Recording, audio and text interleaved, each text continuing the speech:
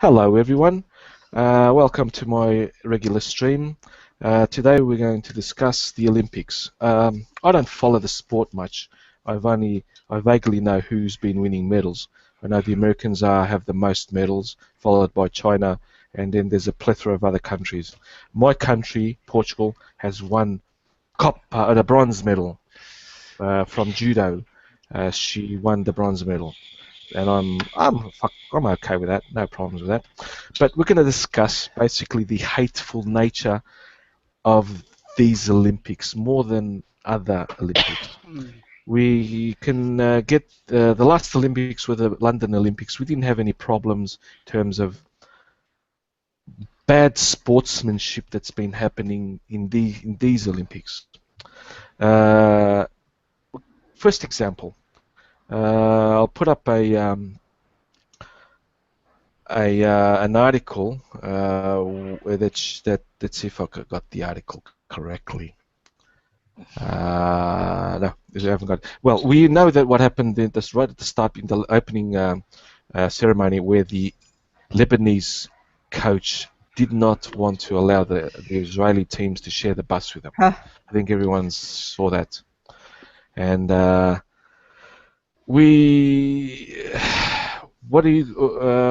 think that was horrible. After that, I'm going to talk about the Saudi judoka who forfeited her match because she didn't want to face her Israeli rival, and then we'll talk about the defeated Egyptian judoka who didn't shake the hands of the Israeli who beat him. But for now, I'm going to introduce my guests, and they can just say a quick word. We'll have from the new to the regulars. First person is Sevvie Rose. She's new to my stream. And Sevvie, could you just introduce yourself and say something? Hi, I'm Sevvie. I don't know. I'm here. I train dogs. I help homeless men get back together with their children, and I'm currently trying to reform homeless programs from a more libertarian and work-oriented perspective. Sevvie kicks ass, basically. Yes, he does. Pretty much. Very, very awesome. And now we have the first with the ladies, of course. We have Red Frog. Sorry, Red Frog. Could you please? No, she's Red Rose now. We got married.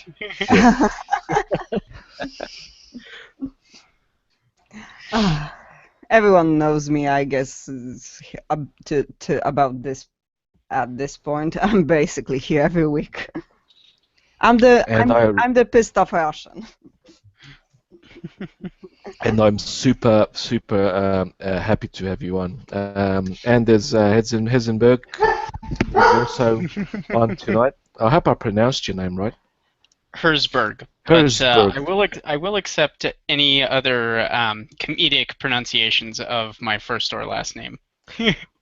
I'm not drunk yet because I've only had one beer, but I did have about 3 shots before, so I apologize for ruining your name. I pride myself in pronouncing names correctly. So that's my fault, thank you. Could you please say hello to everyone? Well, hello everyone. Thank you for having me on. I'm another YouTuber and artist. I make fun of everything from arts to culture and progressiveness in general. So thank you. So thank you for having me on. This should be a fun stream. And finally, we have Abel. Hello, Abel. Could Hello. you just say something? I'm Abel. So are you all, guys? In understanding the struggles of the world. No, just kidding. I got a German podcast live stream. We speak every Sunday, and once in a while I dip my head into the English-speaking sphere, and so I'm happy to be on. And yeah, hello.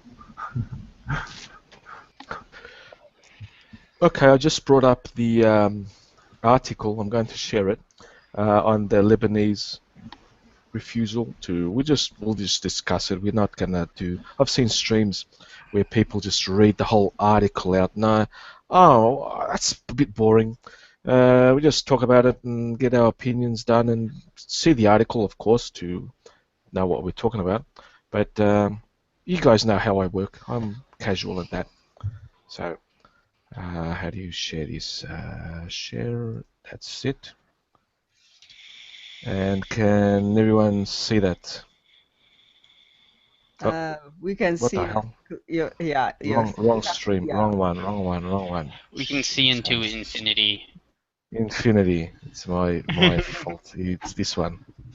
Oh God, I'm useless. There we go. That's it. Remember, kids, this is why you don't drink and stream. Exactly. Yes. Here we go. We just read the title, basically. The Lebanese Olympians refused to ride in the bus with the Israeli team. It was basically the coach. It wasn't, and also some of the athletes. What pissed me off is that the Olympic organizers, Brazil, they didn't think that at the start. It's shit. The conflict has been going on since 1948.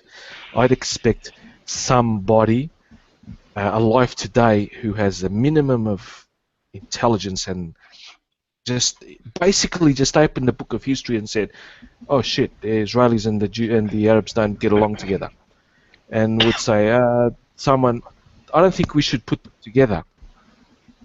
What do you guys reckon? That's basically obvious. No. How to say yes? I could see that somebody would plan that they're not together in the bus ride, but on the other hand, maybe you see there that you're more human and alike than you think you are. Like if you have the same passion for sport. I mean, in theory, in the social romantic theory, it might work out that way, but I don't know. I completely agree, and I think it's the coach's responsibility to instill that spirit of sportsmanship in their athletes. These coaches should have said, "All right, if you guys are that uncomfortable about it, you're on half this side of the bus, you're on this side of the bus. But we are all athletes here. We are all humans. We can see each other. We're going to behave for the pride of our countries with good sportsmanship and recognition of the work everyone around has done to get to this point." The way I see it is that the Olympics historically were a time of peace. Even when there were wars going around in ancient Greece, they were stopped for the Olympics. Mm-hmm. And the way I see it, that if these people don't want to ride even a bus with a particular group, first thing, they're not mature enough to compete in such a prestigious thing as the Olympics. And I think if you're so disgusted with riding the bus with them, you don't have to compete in the Olympics at all. You're free to leave with nothing. Go home. Please act like a child. You will be treated like one. Yeah, I have to agree with the sentiments that have been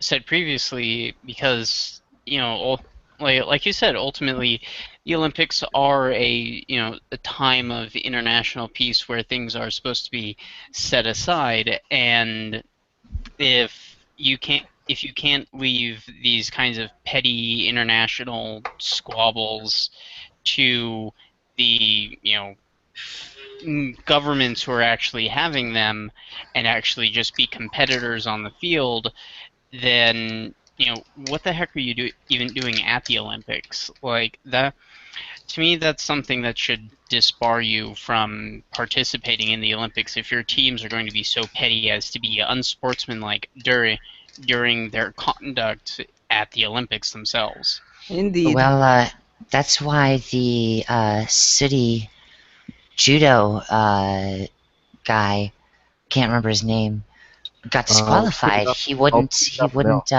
Oh, yes. Yes. Here we go. This guy wouldn't touch gloves. This guy wouldn't he refused to shake hands. He wouldn't At the touch end, yeah. gloves. He wouldn't do anything after the fights. He was sent back home, so we'll have a bit of a spoiler. Well, it's not a spoiler. That's what happened, yeah. Just before we go on, a little bit of historical background, because when I was in primary school, I remember doing an essay. It was, let's see, I think it may have been the Rome No, it was after the Munich Olympics. What was after the Munich Olympics? 72, 74, 75, 76. The 76 Olympics were where? Can someone help me, please? It doesn't Sorry, matter. this It doesn't was matter. Montreal.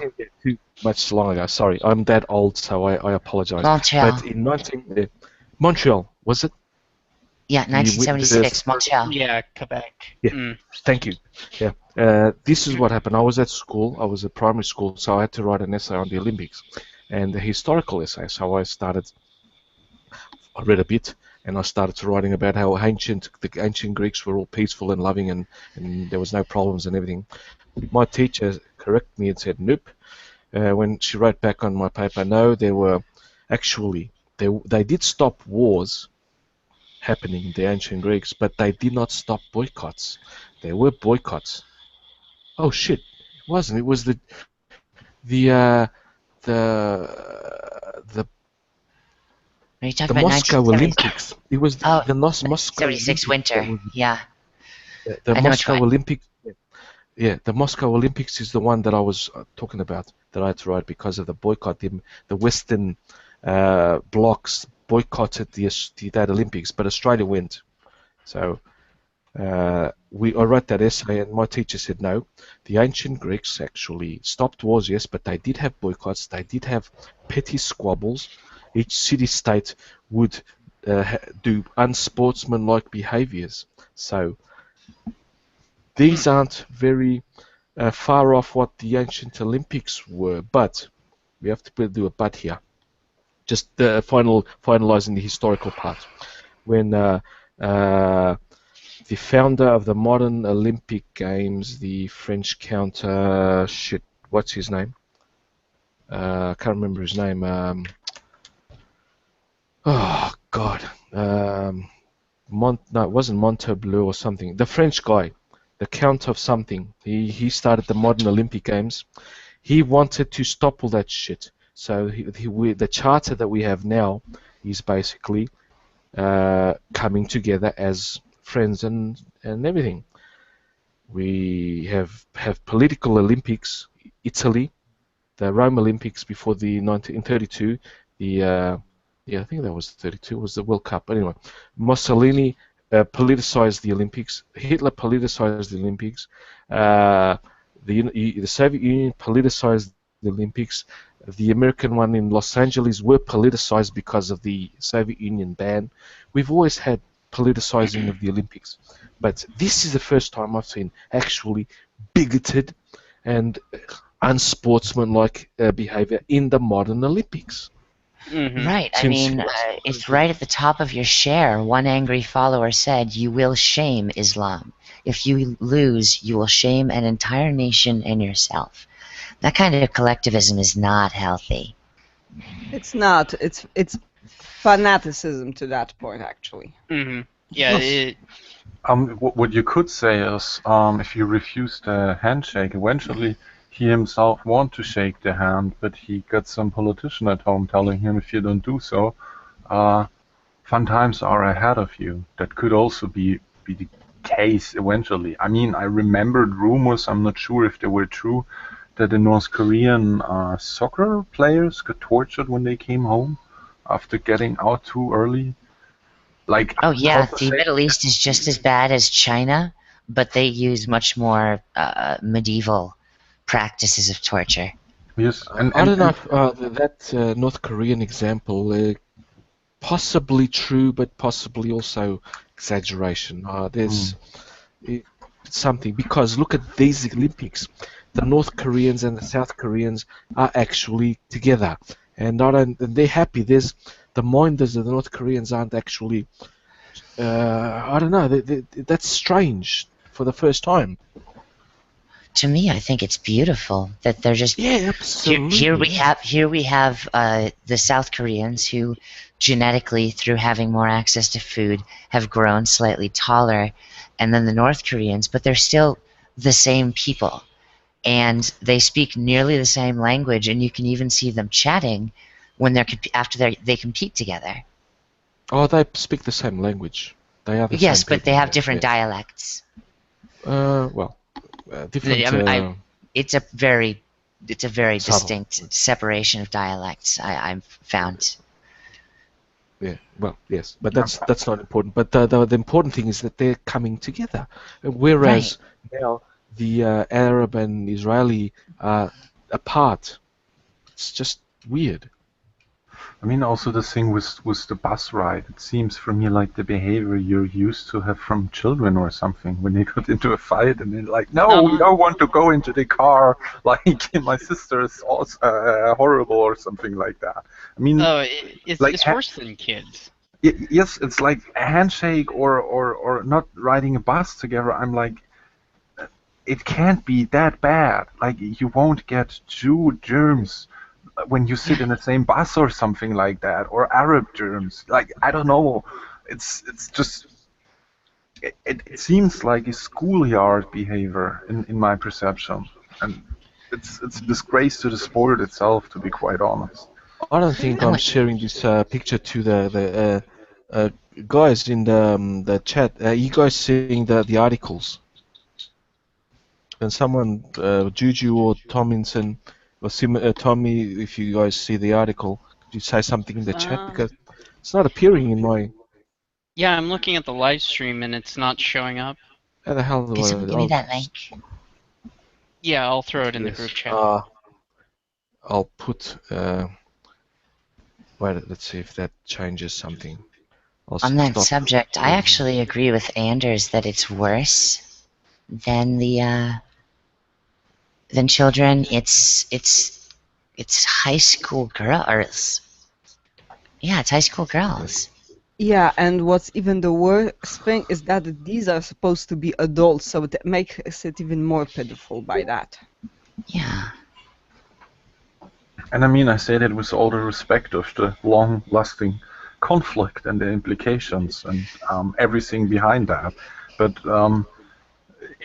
you will not really overcome that when you come with a mentality at the table that you can't even let it be aside at a fucking sports event. I don't know. Let's see if it appears now, just so the people in the chat can watch it. Oh, now it Yeah, works. looks like Shit. it's up. Yeah. Oh god, I'm useless. Sorry, chat. And yeah, this picture to me just shows the whole incident. You see the Israeli, he's holding up his hand. He wants to give him a high five. The first one, let's see if I can get this one. Yeah, that's it. That's the first picture. He presents the hand. The guy, the Egyptian just doesn't respond, so he just says, "Okay, guy." I think he's thinking, "Fuck you, you cunt."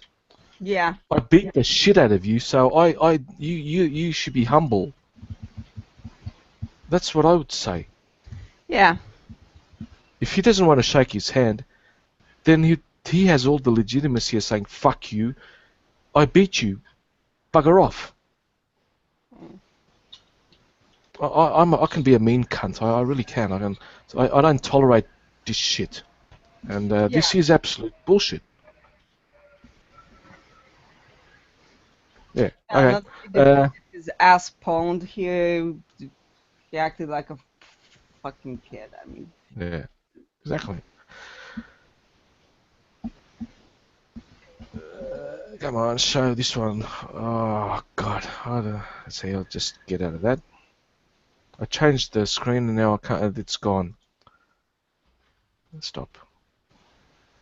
And the next one we can talk about is the Saudi female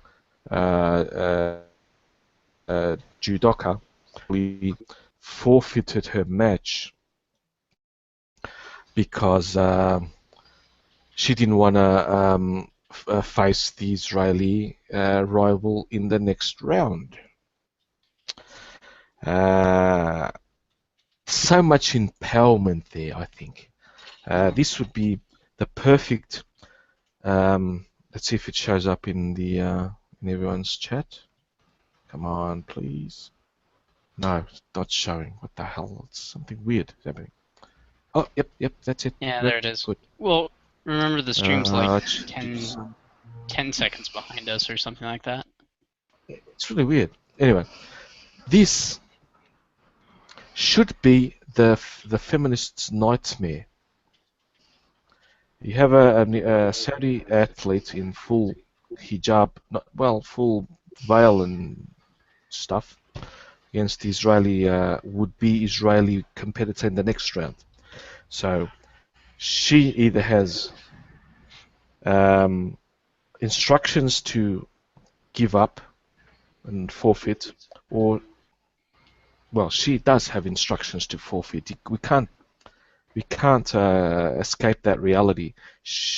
We know that in Saudi Arabia we have that system of male guardians. Isaac Cohen's I've also been trying to promote that.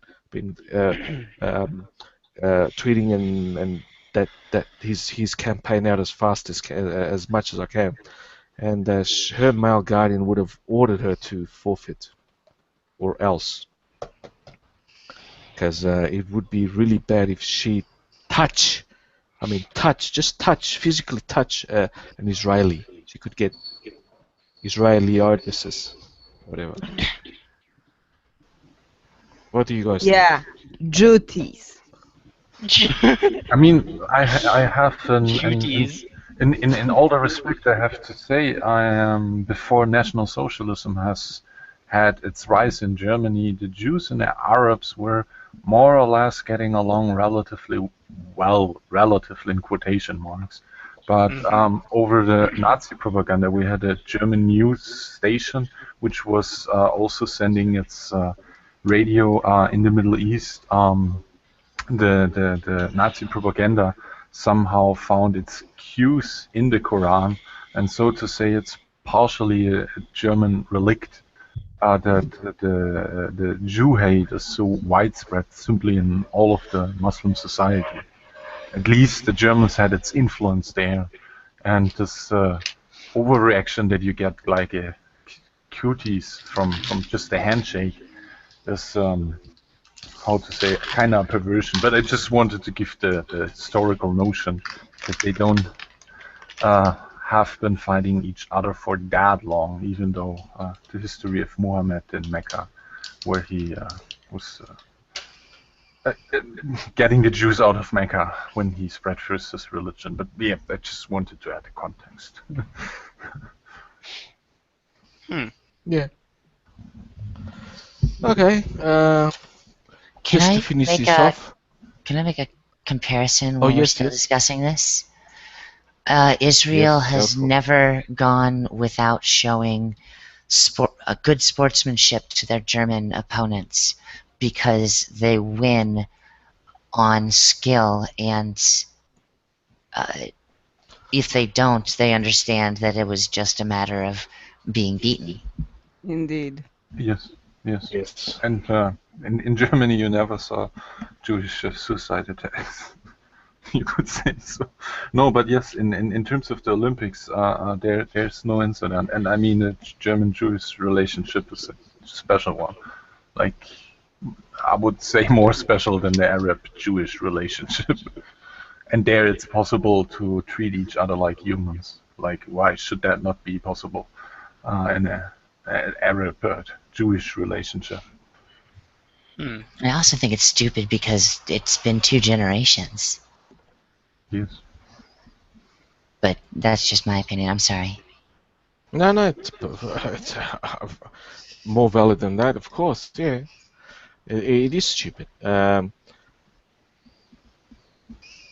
can't add to that. It is stupid. There's nothing else to add. Exactly. I I'm trying to come up with something to say on this, but to me it is just stupid. And how many times can I say stupid? No, Right? we can't. Okay, we can. I think we've covered that enough. The Olympics are boring. I don't really particularly. I like sport, but not the Olympics. The Olympics since just too commercialized. It's just too pretentious. I prefer the athletic championships, the European championships, each area of championships, which World Cup championship athletics. That's good because you go to every country on earth for meets and you do your best. You don't have this concentrated bullshit in one place. That's just me. That's my opinion on athletics. I love athletics, but not the Olympics. It's for me the same. Like I like sport itself and to try to make the best out of you in any sports behavior, like, but simply the disciplines you have in the Olympia are not the ones I myself is really interested. I like ultramarathon or ultra triathlon, like taking 3 times the distance of Ironman, for instance, or swimming between England and France. I like that kind of sports, but they're like really fringe. There's not a lot of money and they're extremely boring to watch because they take really, really long time. So you more or less just have the results and the one or other documentary or the athlete, but you don't really have this event itself, because like running 200 kilometers, like, this is fucking boring to watch. I don't know. Yeah, I have kind of the same feeling. I have to admit, I'm very selfish when it comes to sports. Unless it's me getting my endorphin kick at the gym, I don't care. It's boring. Yeah, It's boring to watch. Yeah. I watch women's international- martial arts for obvious reasons. I can I sometimes also- watch horse jumping because cute horses. I also like judo, female judo, because our bronze medalist is from my favorite team. It's a football team, but they also have all the other sports from volleyball, handball, basketball, and everything, athletics and all that. So yes, she is from my team, so I like her. We also have one of the best female triathletes that she should compete soon, and I hope she wins. I was being objectifying so we could transition into the next subject. But I was going. Oh, we could go to the Burkini complex then. The Burkini. That shit is hilarious. Yeah. That. Oh boy. Mm. See, I had to look it up because I had no concept in my mind of what a burkini would be. Oh, I've seen them for over a year since the migrant crisis. Oh my god. Yeah. So Oh. we know that 3 towns in France, one in Corsica and I think 2 in the mainland France, the Cons. Côte d'Azur or whatever, Cannes and all that, have banned the burkini because of, I don't know, reasons. I don't care. It's what health reasons. Yeah, health hygienic Health reasons. reasons. Okay, they banned it, and people have been up in arms. I have absolutely no real opinion on the French side, but I will show after we discuss the French example, and a funny counter argument which we will enjoy. Yes, it didn't start in Cannes, I think. It started in another little town. Well, it started in a small little town, yeah, but it spread to all the pools and cans. Cannes, exactly. Where the mayor basically said, nope, we're not going to allow the burkinis because they are scaring off our normal tourists. I think that was basically the treat. And they invested in a hygienic research project to prove that burkinis collect far more bacteria than your average bathing suit because it's not neoprene. Exactly. Yeah. And guess what? The whole of Europe has been blasting the racism and the even though Muslims aren't a race, everyone should know that, and everyone knows that. And just for the fact, I have a video on my channel debunking races. If you guys want to check it out, it's a Oh, I'm it's a surprised no collaboration. one just started calling Yeah. themselves religionists. Exactly, it's a collaboration, preview collaboration with Red Frog when she. Yeah. Finally does it. Everyone You knows did you and it! I are Oh, very awesome! red. Yeah. And I was honored for her to ask me to do it, and I basically just didn't cut it, and I just put it on my video. So everyone should check it out. There are no races, and I prove it.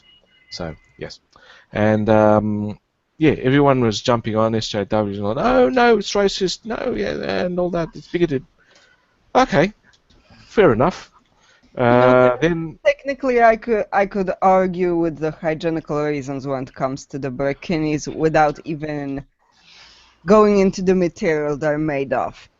Think about it. By covering that much amount, you can even think you can argue that people can have skin diseases, which normally would probably disqualify them from going to the pool. yeah, exactly. That for a start, even. Athlete's foot. That other one that's called the zone, which you get a rash that you need fucking antibiotics and galore to get rid of that shit. Yeah. Yeah. And yeah, everyone's been jumping on poor France, but now I'm going to share this article, and it's funny as hell. Where do you share? Come on, share. I hope everyone sees it. I'll just put it on me. Morocco, in Marrakesh, at least private pools, some private pools in Morocco, in Marrakesh, are banning the bikini. Oh, look! I find it kind of ironic that the burkini actually looks like a suit, and they say that you have to wear bathing suits. They have pictures of one piece and a bikini right there. Exactly. Look, it Well, says more of a you have sports to, bra and panties, but still. This doesn't show the whole thing, but it said mandatory suits were the mandatory one piece or two piece and other shit things.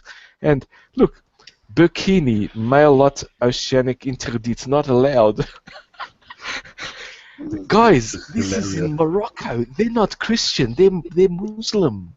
No, that's internalized 99.9%. Islamophobia. That's just Yeah, but internalized Islamophobia.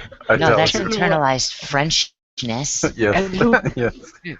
and they are citing hygienic reasons as well. I mean, I would even go and say simply in Europe, it's kind of a disturbance of the public peace when you overly, excessively display religious symbols.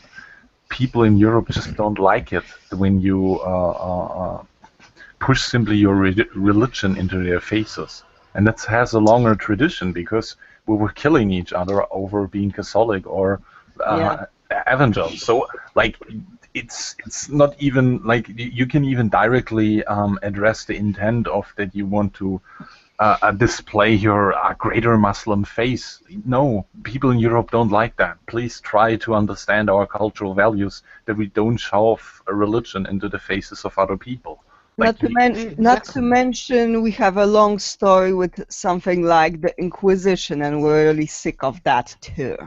Yes. Really, the entire Holy Roman Empire situation. Yes. Portugal had the Inquisition. You would not believe. Did you guys know? This is just a bit of a trivia, which I have a lot of that shit. In the Portuguese Inquisition, the inquisitors would come into your home, and the first thing they'd look up in your house in the kitchen is if you had sausages hanging over the fireplace. Okay, if you were Christian, you would have, because they were made of pork and that, so you would have them in the fireplace, beautifully smoking and that.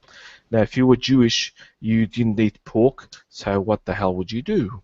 You could not put pork sausages, because people, they don't eat pork, obviously. They invented the most delicious sausages you could ever eat. They are made with fat from the fowl, chickens, ducks, and also rabbit meat, all white type meat, not pork, and the fats from those three animals, and lots of garlic, lots and lots of garlic. It is the most exquisite sausage you can eat. I'll absolutely die for it. So that's one of the cultural aspects that the Portuguese Jews gave to the world. So That is something I would actually try because I normally don't have a very good experience with sausages made out of any type of poultry. yeah, I don't Sounds eat tasty. rabbit. I don't eat rabbit at all. I I like hate rabbit. Yeah. I But like I eat it if it's in the sausage. rabbit is actually also very nice in cream. I Yes. eat everything. I have a Chinese wife and I eat everything with her. Like literally everything. And I mean well, it. No I'm I not had humans go- apart. something meaningful to say, but now we're on giggling. Yeah, I'm not going to ask about cats and dogs, Abel. That's good. Thanks.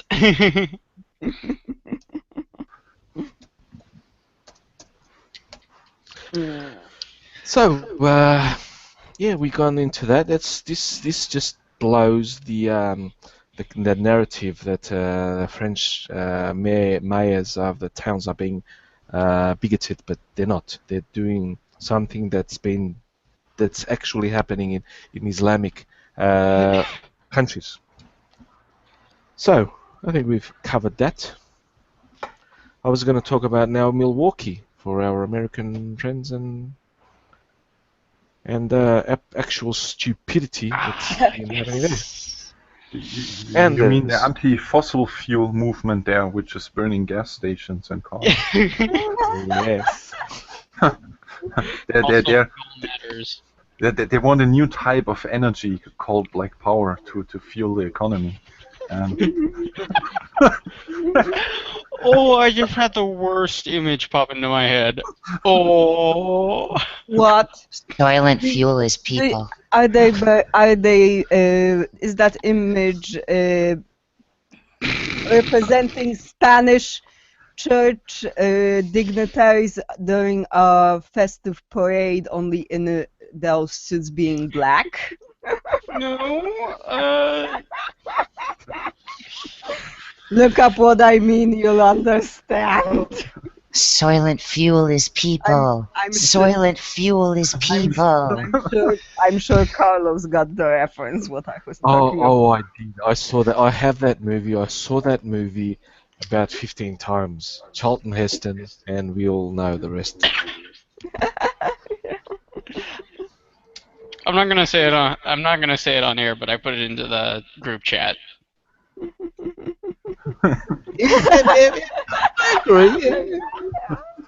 Blacks in massive hamster wheels powering generators. There, I said it. And I agree with that. And it's the not just blacks. It's the blacks from Black Lives Matter. The organization. Oh.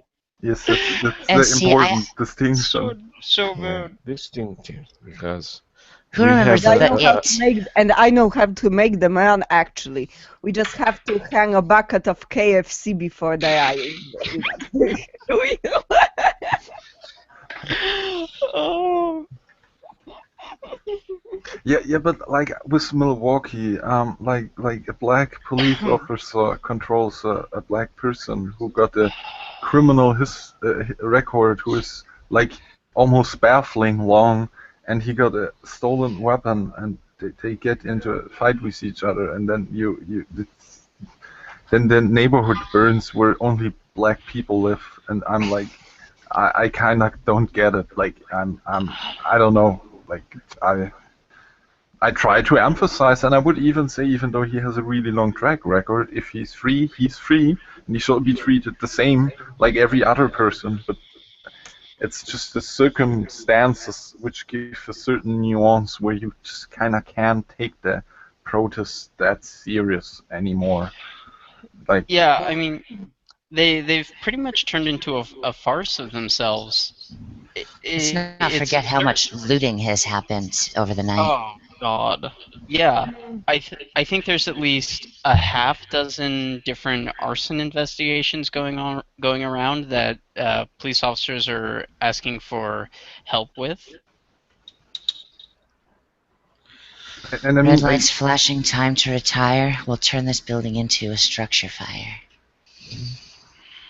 I don't get it. Well, I do get it, but if I had some influence on that, they burnt their basically neighborhood commodities, okay? Petrol banks and some shops.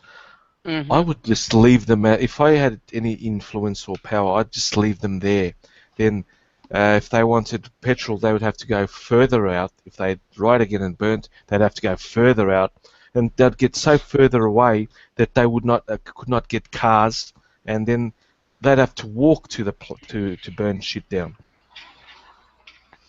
And let's not forget that there's you're thinning the crowd if they all have to go further out for their utilities. Exactly. They're burning their local Sorry, stuff. my mic cut out and I had to relog it. No worries. No worries. It just can't. They have lost their total legitimacy from this. The guy, yes, is a criminal. If they well, rap their hip hop and rap music glorifies criminality, I'm not very surprised. They don't honor Martin Luther King. They don't honor No. what was her name? Rosa Parks. Who? Rosa Parks. Thank you. Yes, Parks. Yes, her and others like her and him and that wanted that actually did change, not this bullshit that's happening. They don't even honor Malcolm X, who was an honorable man. Yeah. No, they Instead, do. I've seen some Do they? videos where they advocate that what he slightly advocates is burning and killing everything that's not white. That's not black. It's white. Yeah, so. Yeah, but Malcolm X at least accepted that that wasn't a possibility and he had to look for alternatives. Exactly. Yeah. Yeah. And Black Lives Matter, let's just face it, their entire inspiration is a convicted fucking cop killer that's hiding out in Cuba, and she's on the FBI's most wanted list. Their beloved Assata Shakur is actually named what is it? It's a I can't remember off the top of my head. French. Yeah, it's a French type of last name. Oh god. I can't remember her name. Shit, Chestnut. I'm struggling with Rosa Parks, for fuck's sake. I just now remembered her name. I'm not drunk, Ed. Not drunk. Just so you know, I just have memory. Sometimes names just. for me, it just appears like that the Black Lives Matter crowd is simply replacing bourgeoisie with white, and Yeah, no, that's exactly what it is. because like if you would go into the privilege theory, I'm like, okay, Asians earn more, Jews earn more. You're living not in an Asian or Jewish-run state, but somehow whitey is to blame. Like, I don't get it.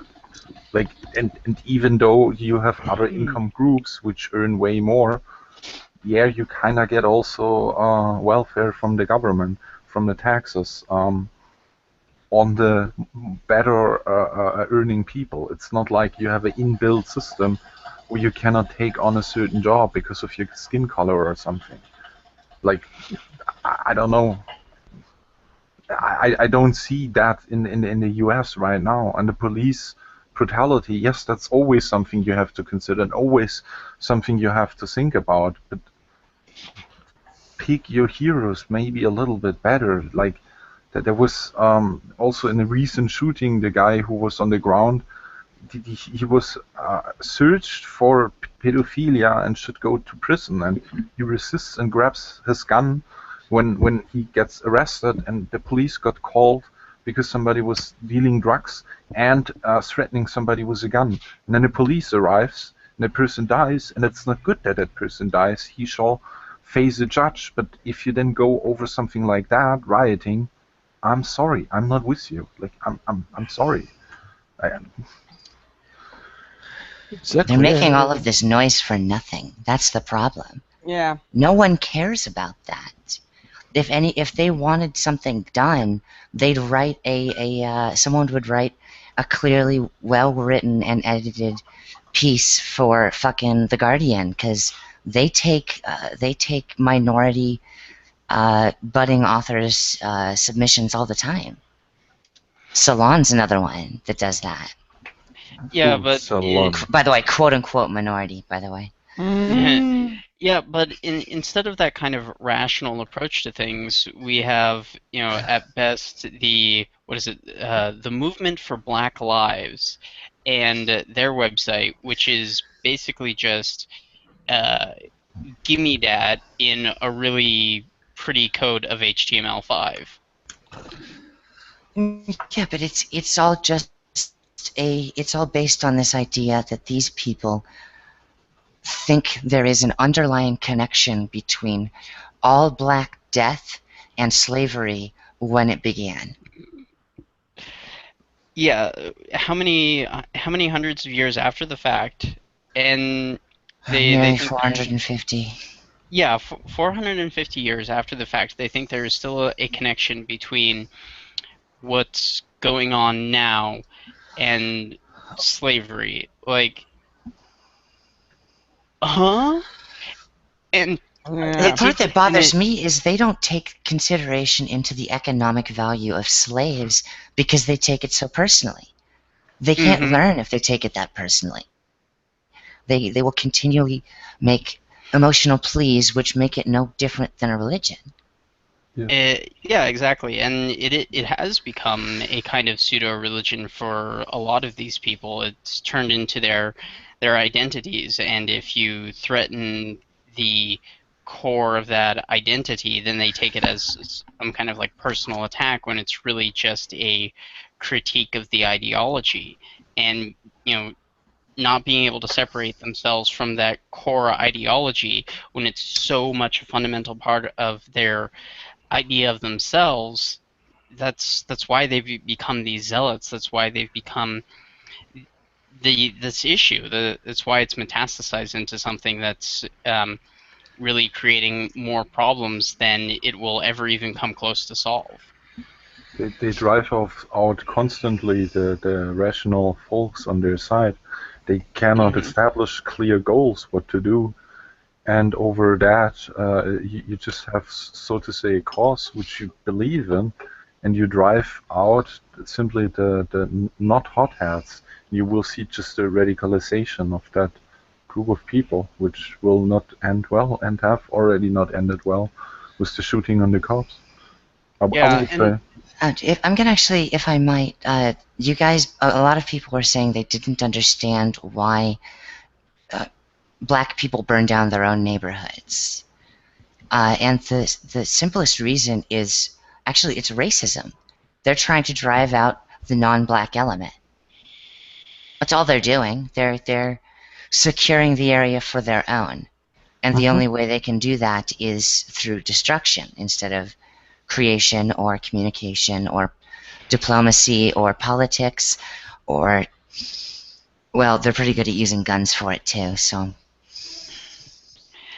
Yeah, and I find it even funny when Black Lives Matter tries to go to other countries, like showing up in London. London, of all places? Europe abolished slavery before the United States did. Oh, indeed. A good century before. Yeah. What? That's not the funny Really, part. guys? Okay, well, all right. What's the funny part? The average British police officer is unarmed. Mm-hmm. And from the statistics, I've seen a video, a friend of mine, he made a video Furious Fossa. Everyone should check out his video. I'll put the description, his link in the description. He made a video that from 1990 to 2016, there has been 1,500 people killed in Wales and England, not the UK. Wales and England, okay, 1,500. Now, of those 1,500, I think it was 10% of the black and minority BMA minority immigrants. They're the minorities, blacks and minorities, the Pakistanis, Well, let's etc., just, etc. yeah, let's just say it 10, straight. 10, Pakis 10%. and Africans and It's BME, BAME, black and black Asian minority or whatever. I can't remember the anagram of that, the what it means, but it's the Black, basically Asian, Mediterranean, and something else. no, black Mediterranean migrants or whatever. It's the minorities, not Mediterranean minorities. Oh, I learned a different, longer version of it. Kind of like I learned a very different version of WOG. Well, but this is basically the statistics that the UK police used, not the UK, the Right, British, sorry. right?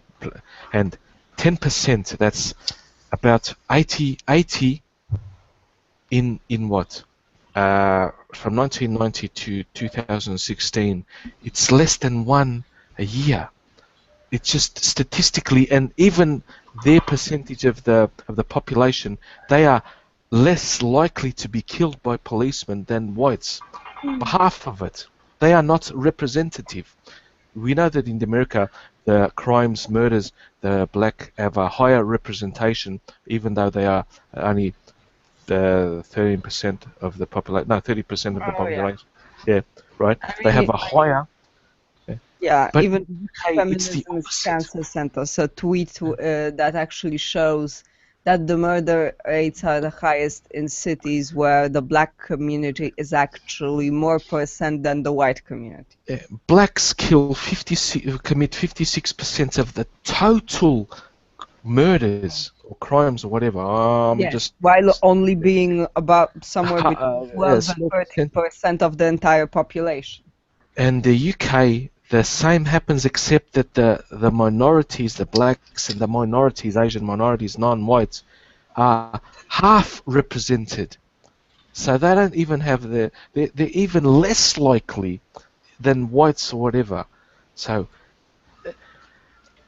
they had to get a crime happen 6 years ago as one of their examples. Or an Angolan, he's Portuguese by the way, he's not even British. Well, Portuguese. He wasn't British type. He was from the Portuguese Empire. Shit. Who had a heart attack while in custody from the airport. Not even the police. It's a private force. And it happened a few years ago. They have nothing. They are absolutely ridiculous. I did a live stream last week on that very example, on the Black Lives Matters of UK. I mean, I feel almost bad for the black community that they have that silence because it makes blacks look bad, like Black Lives Matter. Those idiots Just for the are sake of making them. Just for the sake of playing the devil's advocate, there are a lot of culturally adapted black people in America. I'm not going to say African Americans because there's no way to tell what stock of black people most are from right now. Yeah, exactly. And these people get educations on par and to scale with to representative scale with their race within the greater scale of things. There are people who these protesters are embarrassing. Yes. Yeah. Yes. Just by doing this shit. And I mean, in the United States, actually, as a black person, you're quite privileged. The subprime crisis is partially due to a law under Bill Clinton, which saw racial discrimination in terms of lending from banks, and the subprime crisis partially emerged over the habit that when you didn't earn enough, you still got a loan to buy something, and that's most We're often gonna true for the black community, since they faced a lot of poverty. And so to say, you had a law protecting you that even though when you cannot afford to get a credit, that the bank is obliged to give you a credit, otherwise they would face a penalty. This is literally a privilege for you. Yeah. Like, I don't know. Well, and you bring up subprime mortgages. We're going to see that problem again with subprime auto loans.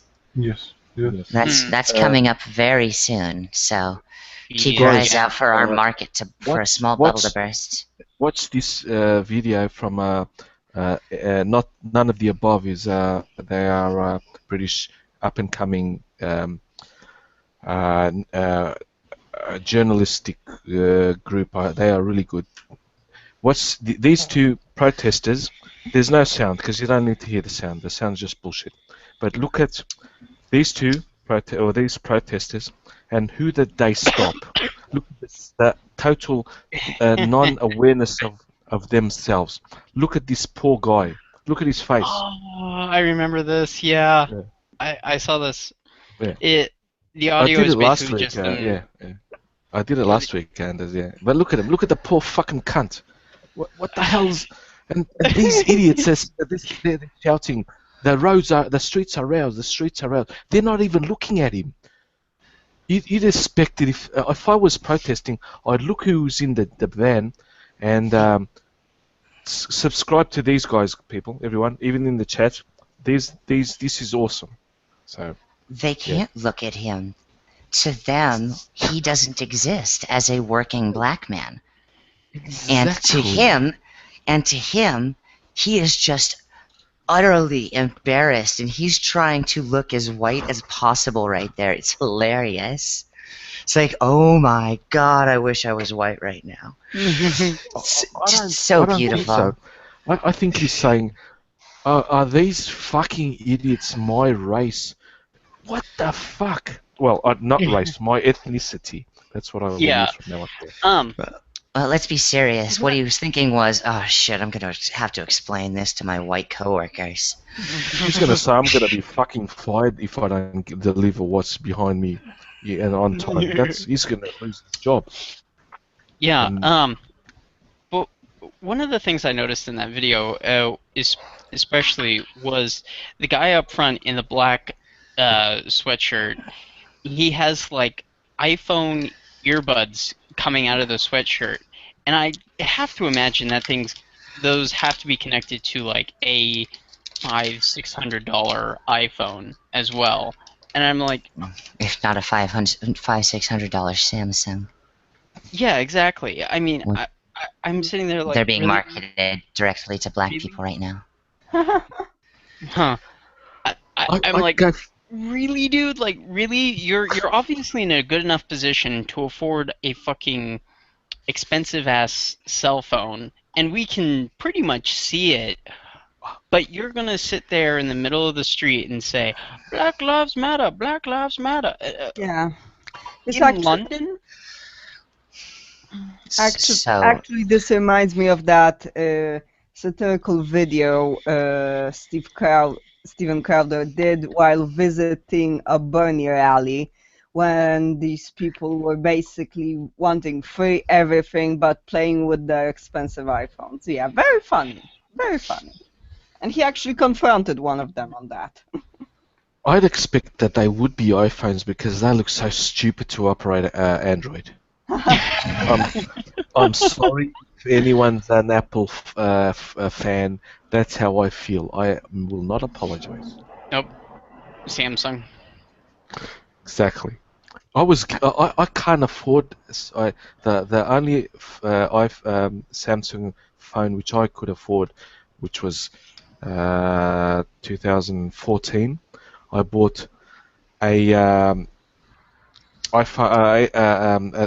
Samsung S4. The S5 was already out a long time ago, and the S4 was cheap. I could afford it. I can't afford anything. My cousin gave me a ness 6 Edge. He came from Australia. They are rich cunts there, so he gave me a ness 6 Edge, the top of the range. And every time I hold it in my hands, I'm still trembling because I don't want to drop it, because I can't afford another phone. I can't afford a phone like that. Absolutely. So if I break that one, it'll go back to a Samsung A5 or something cheap, 150 euros, 200 euros max. Yeah, that's what, 200, 300 bucks, US dollars. That's an average phone. But these cunts, I'm sure they have the top of the range iPhones and Samsungs, which their fathers and mummies gave them. Oh yeah, their parents have huge credit limits. Oh, yeah. Shit. Credit limits in the 6 digits. I'm not struggling. I'm not struggling, but it can be sometimes a little bit stressful when I get to the end of the month and I have to pay my kids' tuition. My daughter's going back to studying again. She's doing her postgraduate studies in economics, which she's working but also doing that, which I'm fucking awesome, happy. My son's in his second year of IT engineer, systems engineer. He's going to do into third year, so he's almost done. And I want him to continue, so I'll be tuition fees for another year or two. I'll happily pay that, but they are so fucking privileged that they can afford to bloody protest and not work and all that shit. I can't do that. The They thing can is, afford to not go does, to class. the thing is, even when you can afford that kind of phone, even just taking that phone specifically to the protest is retarded. Like you must be even more privileged when you can afford to bring such expensive phone to the protest itself, because you can assume that you eventually get arrested or that you face police or something, and there might be the chance that your phone breaks. So even though you might have even the money to buy it, then even have the money to bring it with you is even more. I don't know. I have a S4. Like, I don't know. It shows a awesome phone, remarkable this one. disconnection from reality. Exactly, yeah. Mhm. They think they, and thereby their objects, are immune to everything because they're out doing quote-unquote the right thing. Well, it almost kind of reminds me of the whole like Occupy Wall Street, we are the 99% kind of movement, where they were protesting all of that stuff, all of this stuff, but at the same time kind of ignoring what they actually have. Now, granted, I think there is a lot more legitimacy behind the Occupy Wall Street movement than there is behind BLM, but it is that same kind of behavior where it's complaining about the things that you don't have, but ignoring what you do have. Yeah, that's a good point with the Occupy Wall Street. That crowd would definitely say that they dislike trading agreements because of the fear that it would, how to say, create less income in the lower classes in society. And then I'm thinking, if you actually mean it well with fighting poverty, theoretically you should be happy if your job goes to a second or third world country, because they have even less. So theoretically, if they would actually mean what they say with the 99%, they should embrace more trade over the risk of losing their jobs there, so the jobs can go to countries where the people have a way less income. And that's something that crowd will never acknowledge. But yeah, I don't know. Well, my counter-argument as a libertarian is that leads to monopolistic megacorps. Yeah, yeah. And that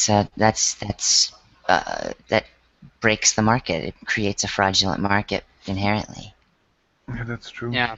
I think we're already kind of seeing that today with a lot of these big oversized corporations that have way too much influence in multiple countries.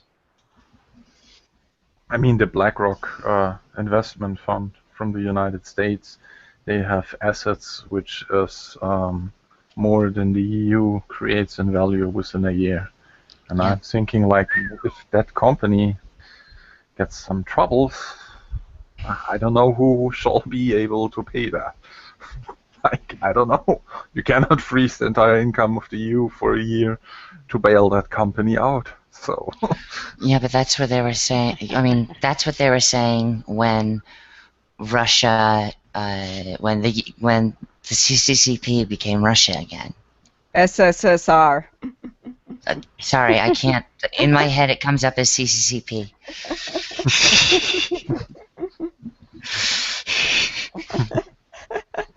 I realize Well, that Red and I- me. That's just me reading the Cyrillic wrong, but yeah. Союз социалистичных советских republik. That's always beautiful when you say it, dear. Yes, it does. Yeah, well, it's awesome. I'm posting my face onto the crowd. So sexy. I would never do that. No, just kidding. No. yeah. Well, My Well, bandwidth's shit. kind of shit, but okay, let's try this.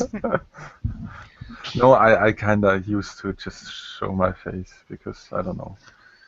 I just Well, don't I've have a been doing camera. the animated things, so I figure why not show my face.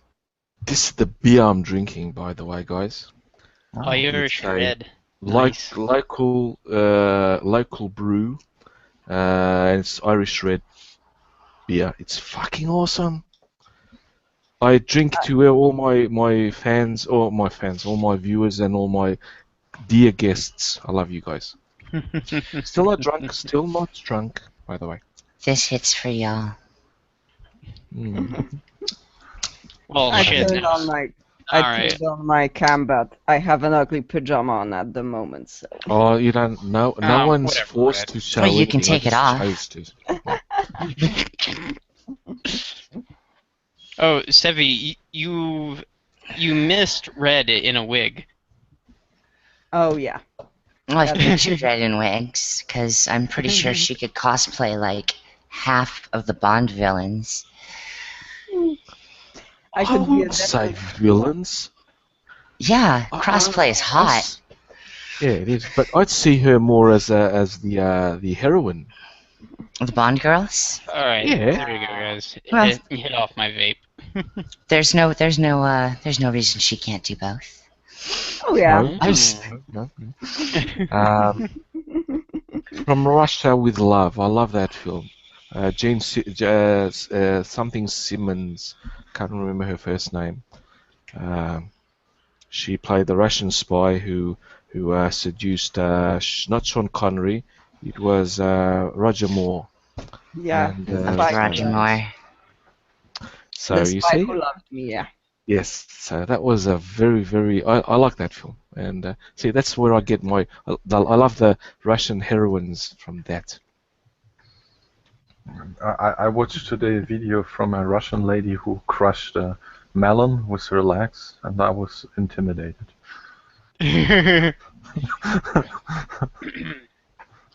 That was taken from another Bond movie. Timothy Dalton. I'm trying to think of the title. It was actually filmed in around Turkey, Ankara, and I can't remember the name, but you guys know which one I mean. I hope. Where they had the BMW A8 cut in half by that helicopter. No, it was not on Her Majesty's Secret Service. That was George Lazenby, the only Australian actor that ever model that actor actually ever made Bobby Lieberman. I know my Bonds. Just I can't remember the titles. The Living Daylights. Thank you, Tommy Simmons, and thank you. That's That's the a really underappreciated Bond film. on Her Majesty's Secret Service. I think it was one of the best that was made. In my opinion, my humble opinion, I love that movie. Even despite the critical, not very well received.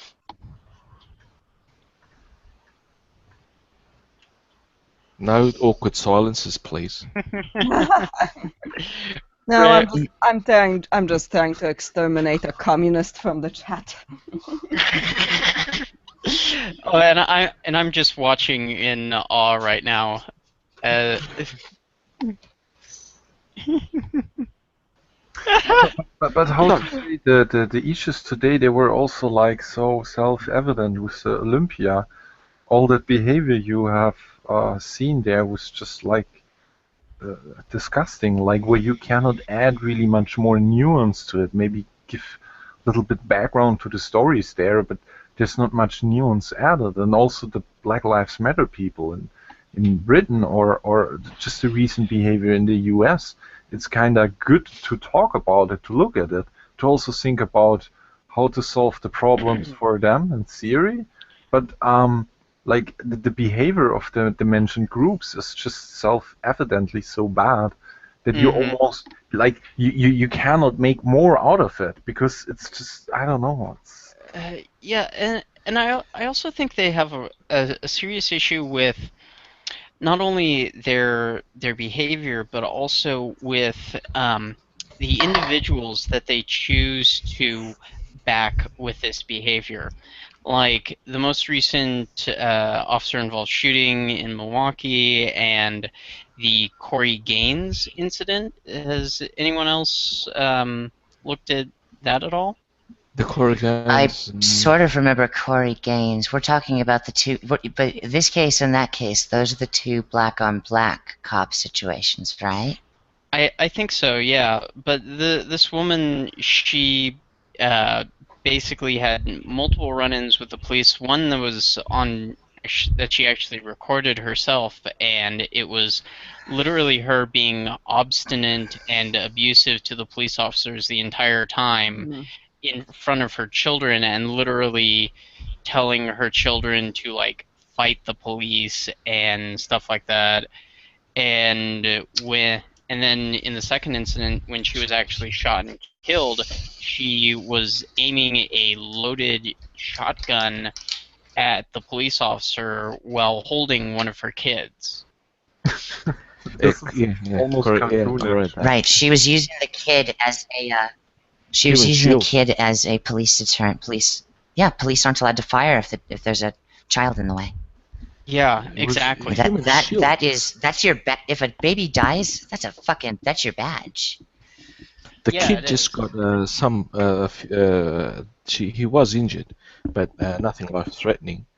But Well, none of the in news. part due to the carelessness of the woman. Absolutely, but that's not the narrative that was spun in the mainstream media. Well, of course not.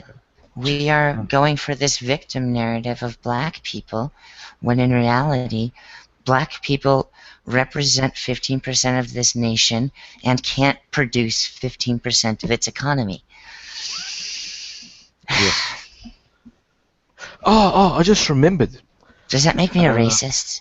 No, No, it doesn't. it doesn't. No, It it doesn't. makes I love saying that.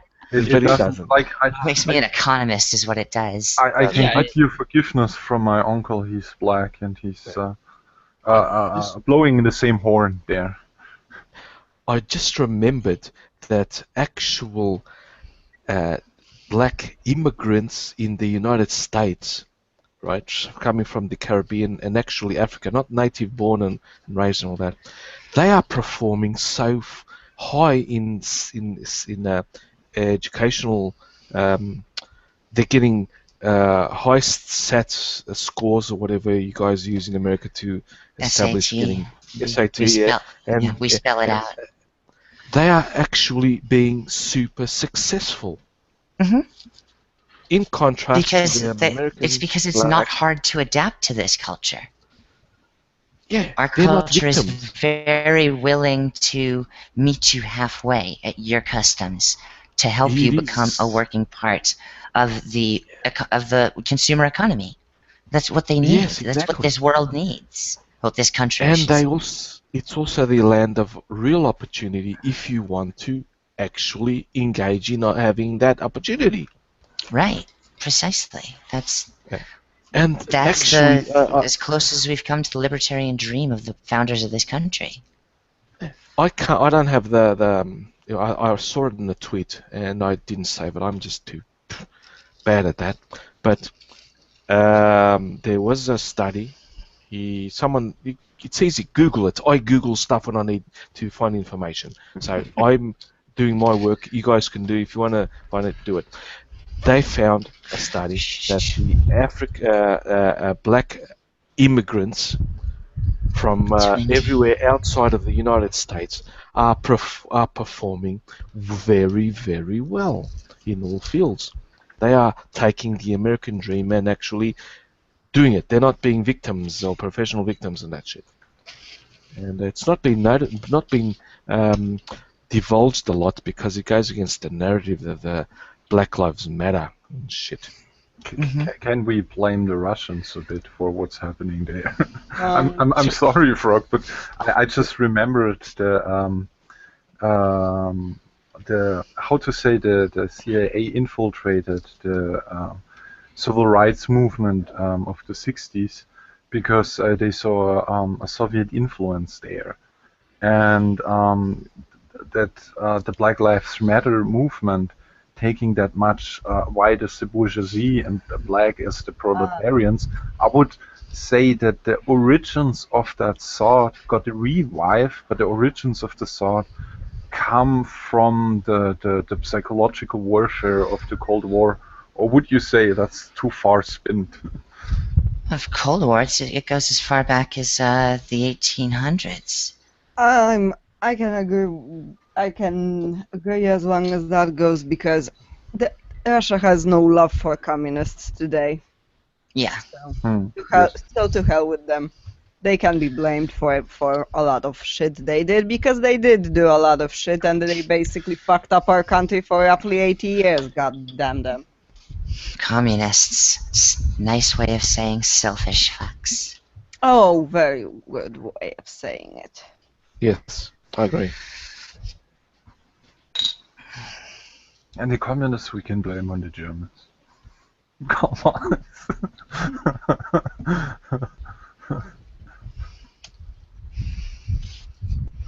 Honestly, though, I kind of want to wrap around to a previous topic because there was something I wanted to say about it, and it's been bugging me. We talk about the Muslims in bikinis and all of this, and how we're going out of our way to make exceptions or make rules against them, but they don't care. They're moving into our country. Most of these people in recent times who have been, like, I can't say everyone because obviously the people in 1960s the Muslims in 1960 who moved to England adapted, and their kids obviously show that by being normal members of society. But all of these new immigrants, what we're seeing is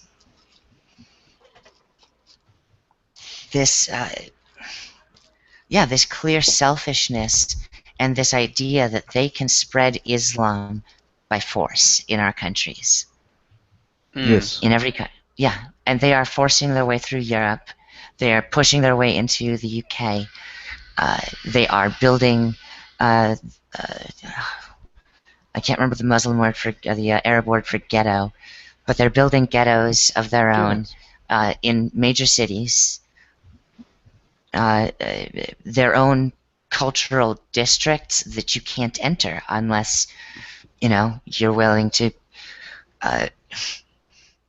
Allahu Akbar. Yeah. I mean, Well, I have a refugee camp 2 streets away from my house, and my mother, she's heading for her. Yeah, she's in her late 60s, and she was greeting a group of refugees, and she says for her entire life, "Grüß Gott," which is in German for hello, but has "Grüß Gott," which means like greeting God, which is a Christian influenced way of saying simply hello. And then they were giving her a hard time over saying "Grüß Gott." They were like, "Oh, what do you mean by God? We have the right God." And I'm thinking like, yeah, you have such a right God that you now need to live here next in my neighborhood because you manage with your God your country so well that you're now here. Like I'm I'm just lost there to an extent. And with the burqa, I'm simply saying I don't want to be tolerant there. Please show a little bit respect for the culture here by not taking on a burqa or a bikini. For me, a burqa is something similar to a Nazi uniform. I don't want to see that in public. Yeah. It's disgusting in my eye. Just don't do that. I Yeah, can and have a little. besides those people don't realize and they don't want to accept it that they're guests because they're invaders, let's face it. If they if they actually were true refugees seeking help, they would be grateful for the help and they would adapt. They're invaders. Because Yeah. people that actually are real refugees, they understand they are guests and they become the people they went to. They assimilate. They want, because they're actually escaping that shit. They don't want to bring it with them. Mhm. That And used that's to why, be, and that's why there's a 15 to 20% of the refugees who are actually getting into the work programs and getting houses in what are called mixed neighborhoods now. I can't remember the German term for it. I was reading about it in Der Spiegel. Mhm. But I mean, there are people who are making, you know, a life for themselves. But there's a vast majority who are just there for Islam to have a majority percentage Yes. eventually. Yes, that's my perception as well. I mean, I'm happy about Syrian war refugees being here. I'm completely cool with that. But I had in the refugee camp here next to my house, I was speaking to an Iranian refugee for over an hour, and he was fleeing Afghanistan to Iran, and he was studying there. And I was telling him, hey, I get that when you're an economic refugee, that you took this opportunity. Like, I get it. I'm not unempathetic there, but basically you robbed a Yazidi person who gets genocided in Syria, their place, to save their life because you want to earn a bit more. This is kinda disgusting. And then he was also not happy about that, but we kinda agreed there. And he was also trying to adapt here. And like you cannot say the refugees as a block, like that's not possible. But there is a good percentage which is talked smaller and smaller by the media all the time, which simply are here also as invaders and not as people who flee. They're also economic refugees, which kind of want to adapt, but like the percentage of the people who just want to spread the Muslim ideology, you could say so, they are there and they're not being tackled the right way, in my perception. I mean, my wife was at a German speaking course and she met a Syrian lady there, and she was saying like, yeah, the rumor that Muhammad had an 8-year-old wife, that's just a rumor spread by Jews. And I'm thinking like, no, you don't make friends with such a comment in Germany. You will not make friends with that. And I was just baffled by that. I don't know. Yeah, don't let a cop hear you talking about the Jews in Germany. Yeah. Unless you are one, then you can get away with anything. It's hilarious. Oh, I had so much fun. Yeah, the problem is that now in Germany, as we see, you can actually get away with Nazism if you're a Muslim. Yes. Yes, and that's the problem. We have full-on fucking fascism going on in the Middle East. We have a royal family in the Saudis who own corporations and multinationals and invest in all of our nation's companies to a point in which they have a controlling interest. Yes. They are trying to take over economically, socially, and culturally. I mean, this is the long game in Civ 5. Yes. I mean, you have in Berlin, you have next to the refugee homes, you have Lebanese mafia clans buying up the houses on the other side of the refugee home to make their recruitment centers for, on the one side, the Salafist movement, on the other side, mafia. This is crazy. I don't know. I don't mean to beat my drum much, but my little shithole of a country, Portugal. It's unnoticed by everyone, which I'm happy at that. Our government volunteered to receive 10,000 refugees. At the moment, we received 125, right? From last year, 15 to this year, 2016. I would estimate that there are about 4 families left here in the whole of Portugal of those refugees. Of those 125, there would be maybe 8 to 16 individuals left. And I think that's a good thing on my part. Yes, they are not setting up. We have mosques here in major cities, but they are not controlled by the Saudis. I think here, which this is speculation. Don't quote me. I am an idiot. It's my personal interpretation. But I think our Jews are controlling the establishment of the. They're not allowing them to become too powerful, and that's good. Like I said in the start of before we had our hangouts, we've been receiving here in Portugal, in my area where I work in, tourists from countries which up until now have never sort of appeared. We are safe here. I don't think that we are a target, because if they do a target here, the media will not cover it. So there's no value in blowing us up, unlike Paris, London, Rome, Berlin, etc., etc. And so I extend the warm welcome. If anyone doesn't want to live come to Portugal. We are awesome, but get work at home type, because we pay shit. We pay shit. I don't get paid a lot. I always wanted to have a house next to a mountain and next to the sea, somewhere in the middle. Is that possible in Portugal? Like, you got some mountains relatively close to the sea, or? Yes, that's also my dream. It's the northern coast where I also want to make a house, in higher up to see the sea, but not close enough if any tidal wave can wipe out my house. Exactly. Tidal wave. Exactly. If there's also zombie apocalypse, you can go up into the mountains, have there your little extra smaller built house, and you can swim with fish. My house is at where I'm sitting now. My feet are on a level. The actual level is 995 meters above sea level. And from here to the sea is 70 kilometers, 60 kilometers. So with a bike, it's a nice ride. And then on the bike, it's awesome. Yeah, I hope to do that just before the whole thing ends. Yeah.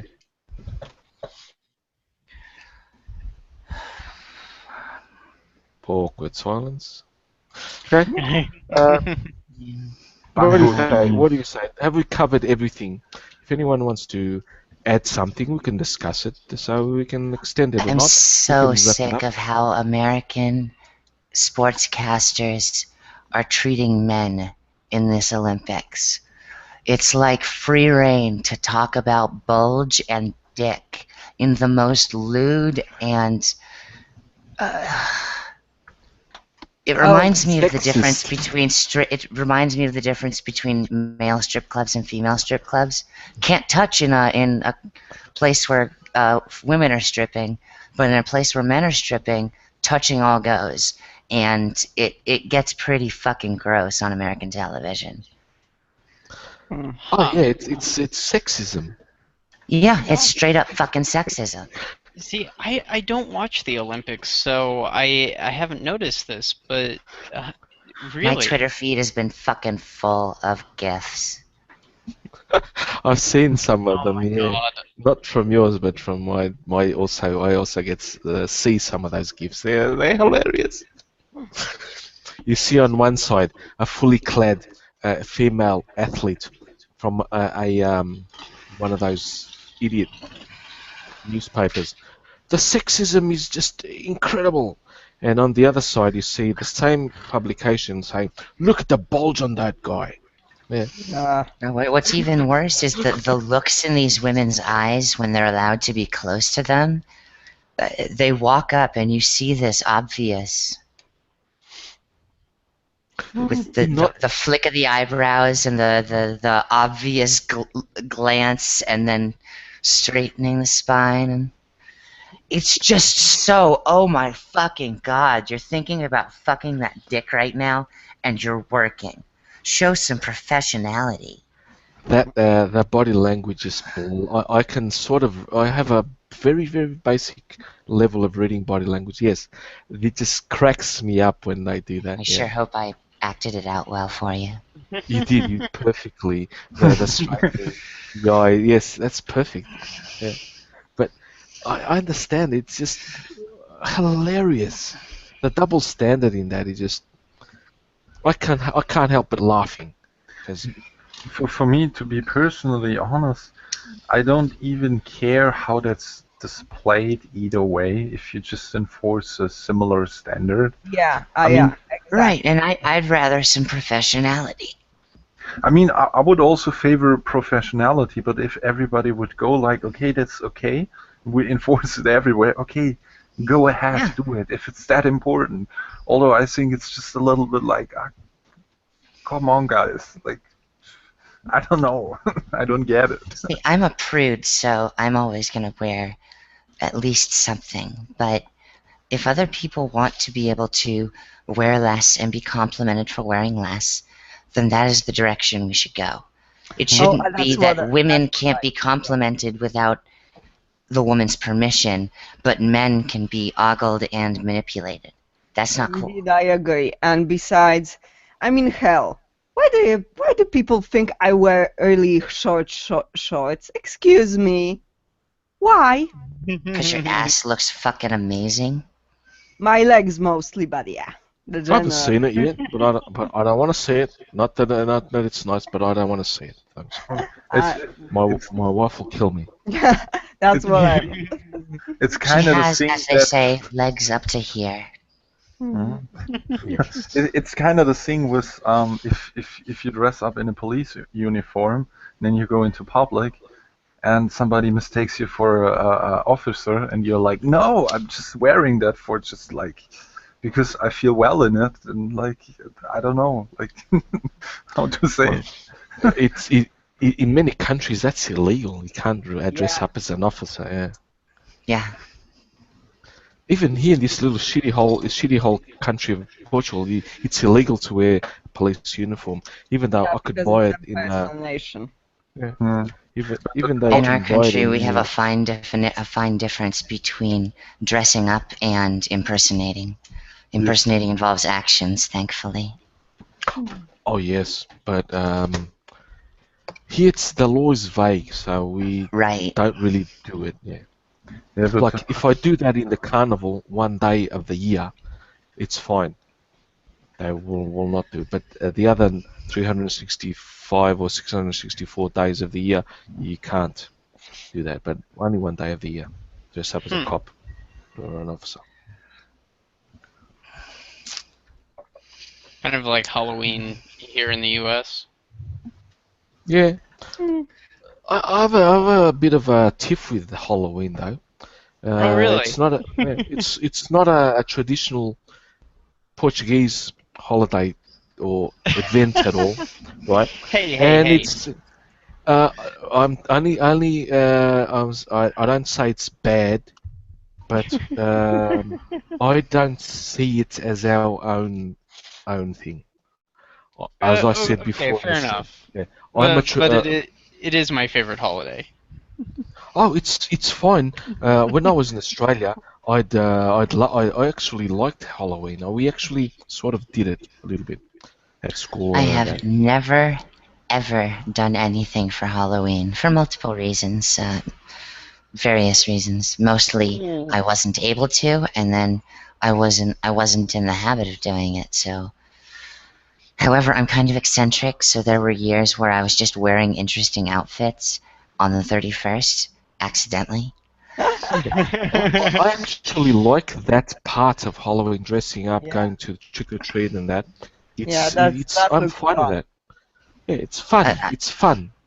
I know how Uh, good I look in a uniform. I don't think anyone else needs to know. I have a good imagination, Sevvie, so I can always see it. Digital But, camo, dear. Digital camo.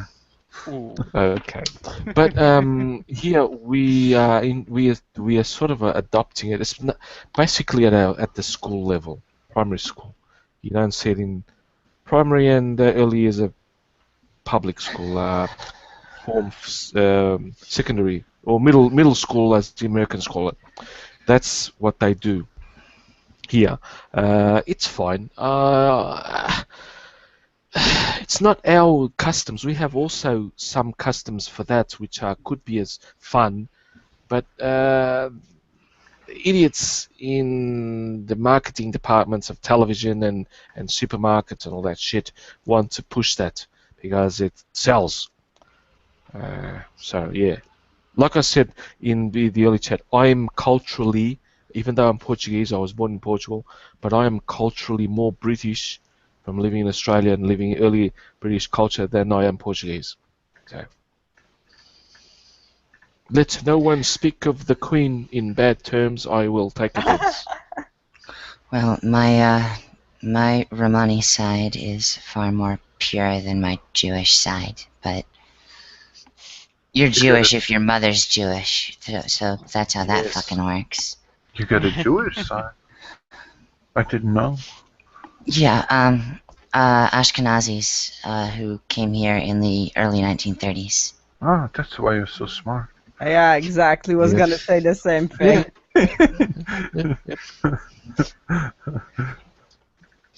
I must get. I'm not smart. I just have a huge brain capacity. I have trivia stuck in my head. Sometimes it comes out. It's unpredictable. But I can do trivia. I always win a Trivial Pursuit with my friends. They hate me. But I must get mine from my Celtic ancestors. I have done the National Geographic genetic test, and I know I have 3.521% Neanderthal DNA. Thus, my avatar. I will never headbutt you then. They had a flattened thing. No, my head's not that. Well, it's Right, normal. but they had a thicker had brow cranial shell. They had a thicker cranial shell in general. Well, they had brow ridges which were quite thick, and they would make a damage and a half. Yeah. I'm sorry, I just realized I'm arguing with an archaeologist. You don't be embarrassed. I'm not a fundamentalist. I'm a very, very approachable, and I'm so sweet. No, but you've probably had more hands-on with Neanderthal skulls than I have. I've mostly looked at 3D scans and stuff. Yeah, I did. I've held at least plaster cast of all hominids that they were available at the time. Australopithecus, Africanus, Forensis, not the new ones, which I'm so excited about. Have you done any work with Neanderthals, Homo the? erectus. Have you done any work with the island evolutionary hobbits. strains? Not yet. They were basically Homo erectus descendants that shrunk. That's Right. me. That's me. But the real studies are still just coming out. Another 5-6 years before we know exactly. Of course. I'm more interested in Neanderthals and Denisovians. I love those, and I'll be doing No, a I mean, video soon Neanderthal on the makes up Denisovians. like 2 or 3% of human DNA in general, doesn't it? 4 actually. No. up to 4. Europeans. Yeah. Yeah, And not that's It's all. just the European. My mistake. European strain, right? Sorry. I will do a video on that. That may not I do a forgot stream black next people week. exist. Oh, I'll also do another video on that as well because people need to be aware that the black people also evolved from another peoples, and they weren't black. They were lightly Right. colored. Yeah, the San people of the Kalahari. Everyone's saying the gods must be crazy. Yes. Yeah. They hold all the characteristics of every humans on Earth. These are like the first tribes who crossed up northwards from what would be Sudan and Ethiopia across Sinai to get to fertile lands, right? The journey's not that simple. It's very, very complicated. But you the general that is the very, very loose Google Maps of it. Yeah, well, I've calculated that I've done the calculations that Homo sapiens 200,000 years ago, once they developed, it would, if they wanted to move to Australia as fast as they could, it would only take them 7,500 years to get there. They would only have to dislocate their base camp 2 kilometers per year. It's 15,000 more or less from Kenya, that area, Kenya, Ethiopia, Uganda, where we sort of evolved, general consensus where we evolved, to Australia, 15,000 kilometers, going to southern India, climbing up through southern India to the Bangladesh, more or less, then going more or less straight to Indonesia, and then getting boats to Australia. That's the shortest route. Not the shortest, that's the most logical route. It would take them only 7,500 years to get there. Traveling, dislocating their base camp 2 kilometers every year. That's not a lot of generations. I'll calculate. No, but it quickly. is a lot of generations to learn the diversity of, or to adapt some of the diversity of the environments they would have been crossing in all of that time. Yes. That's one of our traits as a species. We go into an environment, we're going to adapt to it. Yes. Obviously, but I'm not taking that into account. I'm just saying if humans expanded, they can expand quickly.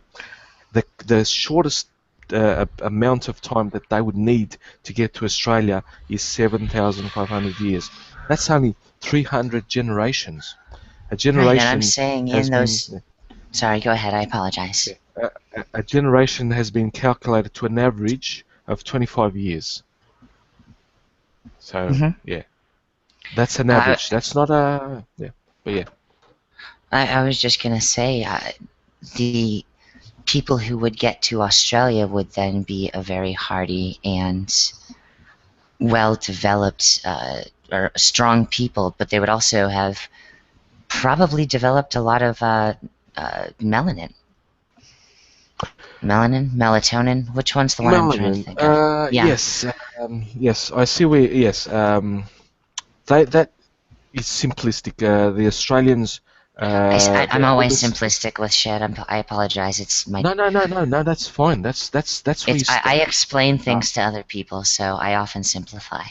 That's a good thing to do, but the most simplistic that I can come up with, yes, melanin could develop in not 300 generations or 7,500 years, 7,500 years. But the necessity for it is what I'm describing. But in 120,000 years. Okay, interesting. All right. Homo sapiens, the oldest example in Africa is around 200,000 years. The oldest example of Australians is around 60,000 years. So you have that span of time which you could develop a genetic variations, genetic mutations to become darker skinned in Australia, because Australian Aborigines are not. I hate using these terms.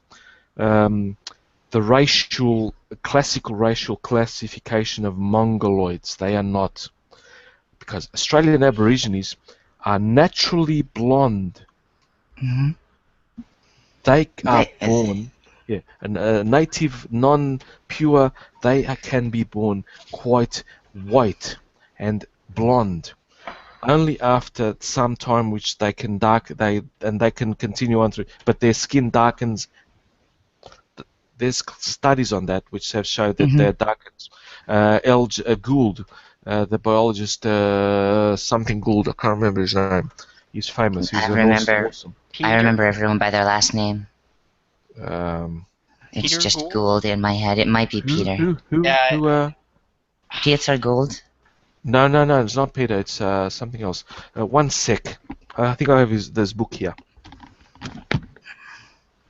Regardless, you were talking exactly to the point I was thinking about, that Aborigines show a greater, show a much earlier connection to the history of human genetics than... Found it. Stephen Day Gould. Oh, Stephen Gould. Yeah. Right, Stephen. Thank you. Yeah. Yes. He was. He's a biologist. Yeah, who died some time ago. He's one of my inspirations. Yeah. He did a study of Australian Aborigines, and he proved that they are not. They are very related to the southern Indian sub people there, which are also blonde, and sometimes even red-haired, which may have come from the Denisovians, because the Neanderthals had red hair. They had the genetic marker for red hair. The gingers. When you say Indians, are you talking about like Indo-Aryan? Yes, India, from the subcontinent, not the American version. And I'm just clarifying, because Indian is such a generic term these days. Yeah. It's totally wrong. I understand, yes, but the Indians from India, the subcontinent, Bangladesh and all that. They're not Tamils, but they live near the Tamil southern part of India. The continent, subcontinent, everyone. So no mistakes there.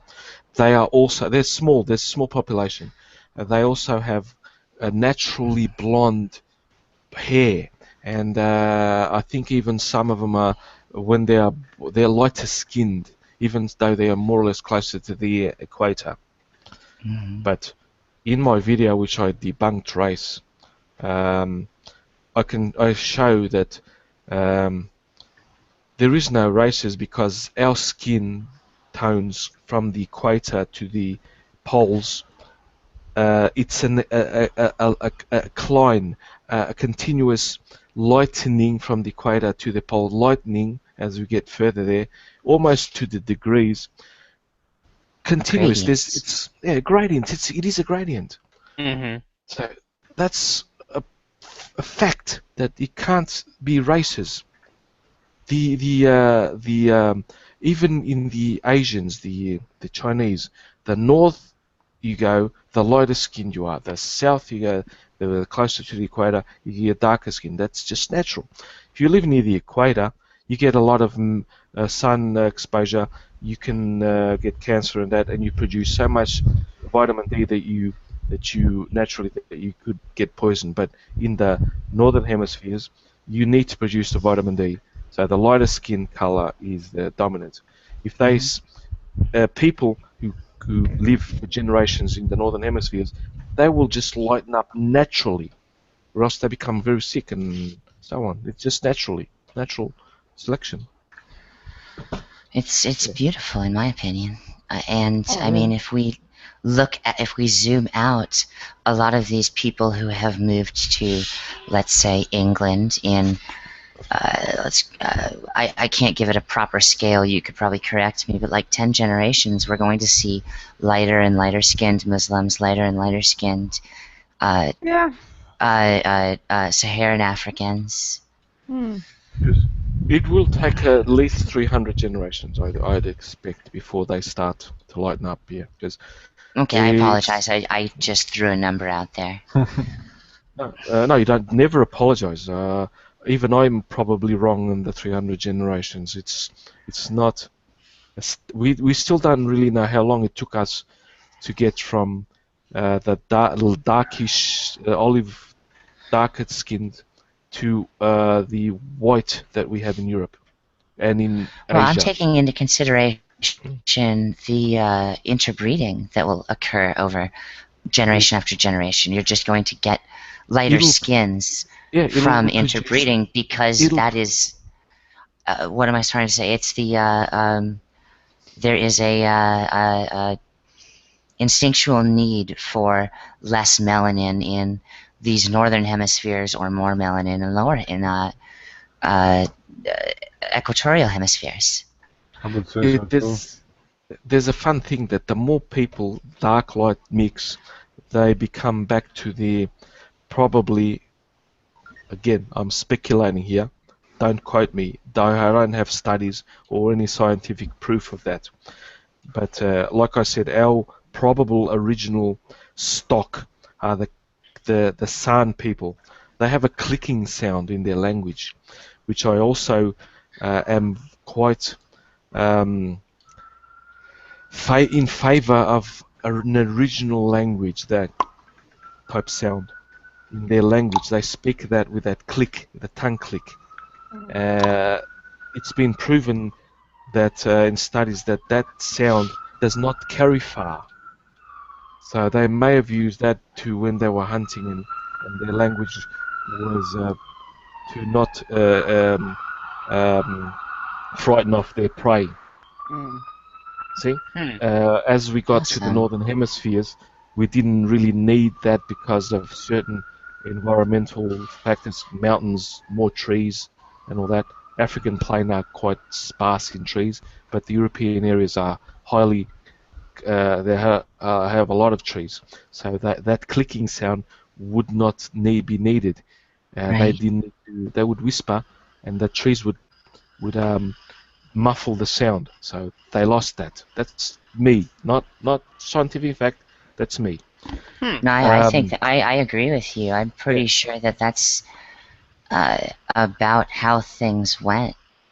yeah. So Because there's a need to call out to other hunters who are spread out in the forest as yeah, compared to people making a quiet sound to indicate what the other hunters should do in a Yeah. tight pack in the savannah, for That's why example. in the end hunters started even using horns to communicate over terrain, which give a yeah. big sound. Yeah. They would use sounds that would not be too uh, uh, would diffuse in their environment. But what I was about to say, just to conclude, that uh, if we mix all the colors of the rainbow that our species gets, we would get back to the San people, which are darkish olive color. They would have the eyes, they're similar to Asians, and they would have the hair of various shades, except for blonde and redhead. I believe that the redhead at least came from the Neanderthals. That's just me, and I hope one day to prove that, or to be proven right. So this will be a register of my position, because when we first began to find our genetic investigating that we had genetic material from the Neanderthals in 1992, while I was doing archaeology, I already thought of that, but I didn't register it. I didn't become, look, we mixed. The first person to actually sort of prove it was a Portuguese archaeologist, João Gilão, who they found the cave, an example of a kid 28,000 years old. He had the characteristics of Neanderthal and modern humans. And yeah, so that's me done. Okay. Anyone Yeah. else? No. I don't have anything right now. I Yeah. would have a small issue to tackle, but it would be from a different topic. For sure. This day in the Actually, I gotta go. It's like, yeah, I gotta go. Yeah. Sorry. Okay, Sevvie, thank you. And Sh- thank Saw you the for time. it's an Bye, honor Seb. to have bye you bye here. Thank you. And love you. Bye bye. Mwah. bye bye. Bye, Sevvie. Bye bye, Sevvie. In the German media today there was a small leak of a paper from the intelligence agency which kinda proves the involvement of Turkey since 2011 in jihadist movements in the Middle East. And um, the paper is that the media got the paper. They only really carefully quoted out of that, but it's not fully released yet. But the implications would be kind of huge if that paper comes completely out. Well, mean- not that we haven't known this for a while now. Yeah, we have known that for a while, but somehow I think when you get when you get more and more government stamps on that fact, then it gets somehow more debatable and it has more results in the public debate, I would say. And the implications are huge. I mean, if you have Syrians now living in Turkey, 3 million Syrians, and they kind of get a grasp of that jihadists in Syria are supported by Turkey, that might not end well. Lead maybe to a civil war or something like that. But yeah, Hmm. I can't say the imaginary view of Erdogan's head on a spike is very turning off for me. I know what you mean there. Like yeah, but how to say? It's just really. I mean, there's not much more to tell about that, but it's just really interesting that you had that government intelligence report halfly leaked into the public in Germany. I mean, Russia hinted the same. You have the weapons which came over. What was it? Croatia with Saudi money flowing into Syria. You had recently from what was it? Herzegovina. The Saudis purchased weapons from the Cold War area, like old, outdated weapons, which are normally there for rebels and not for the army, which could be brought by Saudi Arabia. And it's just like how to say what the most informed people already know and hear the just seeing the writing on the wall slowly leak, so to say, into the public mainstream. And that's kind of, yeah, I don't know. Yeah, well, I'm surprised it took this much time because it's not like we guys haven't been telling you guys this for quite a while now. And our intelligence too. Yes, yes. Oh yeah, absolutely. Oh, just on the Turkish question, a little update from a live stream I did 2 weeks ago.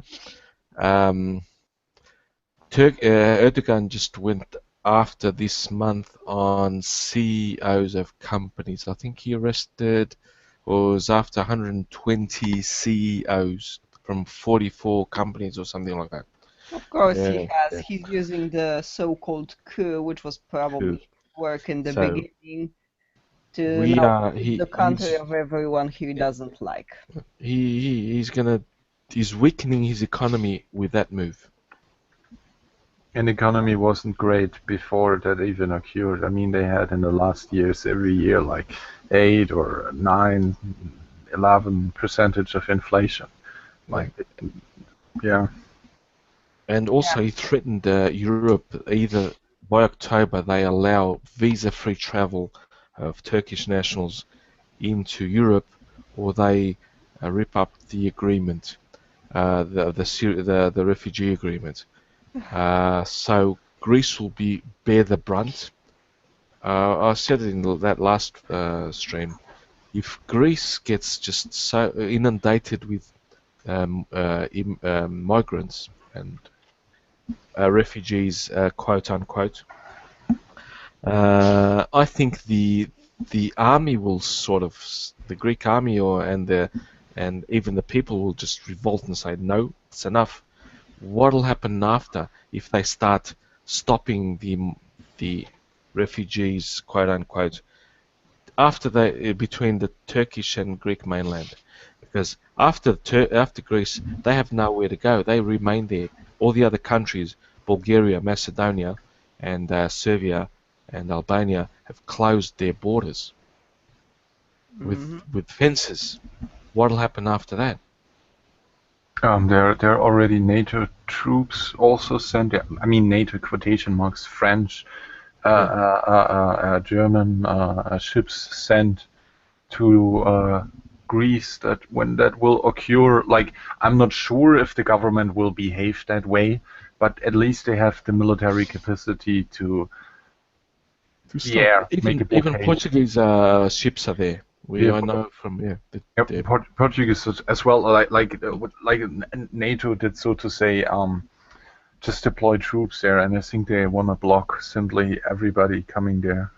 Exactly. Although So, that's the next thing. Like, how long Turkey will be a member of NATO when this continues like it's now? Like, if they want to do that in October, do you know why? Because in November there's the American elections, right? And after November, doesn't matter who wins. I have no opinion. Both are horrible. I would love to see a reasonable Democrat and a reasonable conservative, like old-fashioned conservative, even pre-Reagan. I wouldn't mind. I wouldn't mind even Reagan being in power, someone like Reagan, for that matter. Was fine. Yeah. But those type of people, if after November, whoever goes in will look at Turkey and say, "Shh, you guys are fucking Nazis at the moment. We don't want you here. Either you change, or we kick you out of NATO and we sanction you and all that shit." Because I think everyone's sick and tired of all that bullshit that's happening in the Middle East and dictators. And we had this the Arab Spring to get rid of some. Yes, Turkey is an exception, but Tunisia is more or less trying to become stable again, which started. Libya is a hellhole. Egypt, at least they're stable. Of course, they're not dissimilarly, but but relatively stable. Yeah, they've gone back to how Mubarak was. It's normal. They're not making waves, but Turkey is making waves, and the best thing that the NATO could do is just say to Turkey, if you don't fucking stop that shit, we'll just kick you out and let Russia take care of you. Turkey is shit scared of Russia. They went up. They recently actually tried to grovel their way back into our graces. Yeah, exactly. I just saw that today. I mean, yeah, it was actually, it happened a few weeks ago, but it was actually sweet when you saw Erdogan coming. Thank you for letting us for this opportunity to. Yeah, you're fucked. You're trying to grovel your way back. Yes. Hey, After Red, Putin said he's going to make Istanbul Christian. hey, Red, I have a question for you. I was watching a report on that, and the translation said something like emotional and psychological support to Turkey. Is that a correct translation, or That's, let's put it this way, that maybe how they're trying to put, yeah, we're not going to do anything to help you. And if you continue to fuck around, yeah. I mean, in I kind of real, figured because it sounded weird. Oh, that was the point. That was the point. I So mean, it was supposed to sound a little underhanded. Yeah, the thing is that Turkey begged for this, basically for this meeting, and they want to somehow make up, and and Erdogan is even trying to somehow apologize for that plane without apologizing, but yeah, no, fuck you. You know what? Basically, until he goes up full front and says, "We're sorry for shooting down your plane. We were in the wrong." Yeah, no, fuck you. I mean, Do you know what's sorry? I'll just interrupt one or last time. Do you know what's funny? That the Western media didn't portray it like that.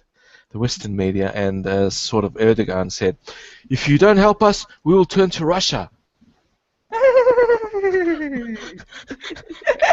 I expect Germany, to believe that, but the Eastern European countries just looked at each other probably and said, "What the fuck's he on about?"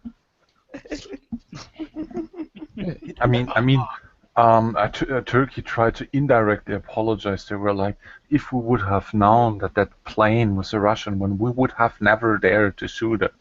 Yeah, and Putin said clearly that only a direct and clear apology is going to count. So, nope, that doesn't count. While for me, it's like Turkey somehow tried to always stand in the middle, like also in the Cold War, stand in the middle between the West and the Soviet Union, and kind of that role as being capable looking both directions that does not really work that well anymore, because Russia is not that happy about Turkey, and Europe is also not that And happy you know about what? Turkey. And you know what? Besides, they actually felt after the summer season, now that it's over, they actually noticed, we're missing the tourist money. The Russians aren't coming over for holiday. Fuck! Yes. Budget hole. Yes. Yeah, Erdogan wanted to go to Moscow and get the tourists there, and also present, look, we're friends with Russia, NATO. Be careful what you do. We can easily go back. You can leave. Yeah, right. I remember the Crimean War. I know the Crimean War. What was it about? So, the original one, the first one, 18 something, where 1880s, 70s. Florence Nightingale, the charge of the Light Brigade. It was Turkey and the UK against Russia, and Turkey lost. So yeah, the poor natives of Crimea have always been fucked, but such is life. Yeah. Yes. The Russians also fucked up my ancient ancestors, so I can't. I have a squabble with the Romans. Yeah, I do. Yeah, but the final point is that I mean, seriously, that whole meeting that happened was such a laugh. I mean, It was a propaganda photo shoot. What? Yeah, it was yeah, but if you watch it, it looked so fucking pitiful. Erdogan was basically trying to somehow keep his face while groveling. Yeah, did not work. And I think to be quite honest, like I don't want to pathologize the Middle East or Turkey for that matter, but I think a lot of the problems you see in the Middle East comes over, it comes over the spite of losing an empire, losing the Ottoman Empire, and you don't have found your own place yet, and you not fully embrace what you are. That's why you see that fascist move recently in Turkey. It reminds me of Germany simply in the 20s, 30s, like being fucked up. We had a big war, everything is shitty, the economy goes to shit. Let's blame everybody else for all the wrongs we have done, and let's make Germany great again. And that didn't turn out well, but right now Turkey has the impression for me that they're literally down the same road. Like from a psychological standpoint, they have a weak economy, they have problems in their borders, they have an ethnic conflict, They try to be somehow dominant in the region, fail at that. They fuck up with their allies. They kind of want to go back to Russia, but Russia's like, yeah, whatever. And I don't know. It's not good if you consider that it destabilizes the region further. Like, yeah, but you cannot force the Turks to stabilize it. I don't know. Yeah, but the thing is, I mean, hell, they want go back. Yeah, no, we don't want to. Fuck you. Yes. If only, I mean, that's really the thing. Putin actually gave a very clear warning. If they do continue to screw around the way they do, and Erdogan keeps doing what he's doing, he's gonna fucking get it for it. Yeah. And you know what? That's the thing why I would actually like to see Trump win the elections in America, because he is not going to do anything about Erdogan getting his ass grilled. Yes. I think so too. Yeah, and I want to see that fucking happen, because seriously, the stuff that he has been doing in Turkey is just sick. I mean, the guy goes as far as, I mean, saying that men and women are unequal and that's against the laws of nature. I mean, fuck you! Yes. I mean, like, in the terms of the Armenian genocide, when Germany recognized that Armenian genocide, and we had 5 people in the Bundestag which with a Turkish background, and 4 of them voted for recognizing it. And everyone was going around like, yeah, I would like to see a blood test. I can't believe they're actually Turkish anymore. And I'm like, yes, I saw that. Just that reasoning, that punchline does not make good news for yourself. Like, you don't need any media slandering you and your government. When you say something like that, you're like, you could not say a worse thing in the German public, or let the German public know. Quite literally, he's done since he said so, and it was even before the coup happened. You know. There's something funny about this statement. When I first read it, I saw that statement. How can you prove from a blood test Turkish people? Because today I had 2 lovely young ladies. I asked at where I work. They asked for information on trails, on walking trails, and places to visit and all that.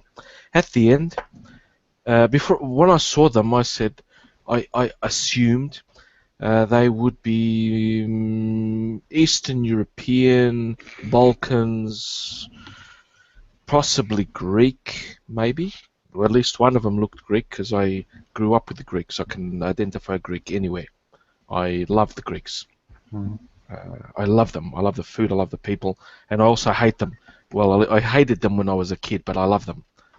And at the end, because of statistics, we just need to ask the country, and we sort of guess the age group. It's just the statistics for our workplace. And I asked them, can I ask you where you're from? And they said, Turkey, Ankara. No, Turkey, Istanbul, not Ankara, Istanbul. They were dressed in very short shorts, tennis sneakers, very revealing or short t-shirts and that. They were quite pretty. And they were not. They were probably, most likely, in Istanbul, area, a minority Christian. They were that. So how could he prove when I can recognize ethnicities to an extent? I didn't recognize them as Turkish. How could he, with a blood test, recognize or improve that they were Turkish or not? Erdogan. That was my point. Sorry about the rambling. Yes, also, if you just think like, how gets politics informed by a blood test? Exactly. You know, like how, like, and simply that reasoning does not resonate well with the Germans nowadays. In the past, that might have been different, but nowadays that's something you make just PR suicide simply in Germany. And recently we had also a talk show where so to say AKP politician was speaking up for Turkey, that the media is slandering Turkey too much, and I was thinking, like, if you just quote officials from Turkey, you're slandering yourself. You don't need the media to slander you. I'm sorry. Like, I don't know. Yeah, exactly. Yeah. Well, we could do a wrap up in 10 minutes, or we could wrap up now. It's up to you guys. What do you guys think? I don't care. Unfortunately, I really don't have anything more to add or bring up right Yeah. now. Yeah. Okay. You guys, each one at a time. Last words. We'll start with Red. Oh, why me? Because Okay. I'm. It's not because you're a woman or anything. Because as I see you, I'm in my window. I'm first. You're second. Anders is third, and Abel is fourth. So I'm going from Okay. right to left. Okay. That's just that. Well, self-shilling then. Check out my channel, watch, like, and subscribe. Thanks for having me, as always, Carlos. Love you. Mwah. Thank you, Anders. Well, thank you for having me on, man. It's been a lot of fun. I enjoyed all the topics that we covered here. So if anybody wants to subscribe to my channel, I do a whole bunch of art and culture critiques. So check me out. And thank you for having me on, man. Abel. Put all of your hate speech into the internet, but don't carry any acts of hate out in your real life. Think about the love in the world. Yes, that's mine. Now me, Red, Anders, and Abel, and also Sevvie, because she was on before. People, all the links of my guests are in my description. Please subscribe to them if you haven't. They are awesome people, and I am truly honored that you guys come onto my channel. I think I'm beginning to get the hang of this, and I thank you for being here. And everyone, thank you and goodbye.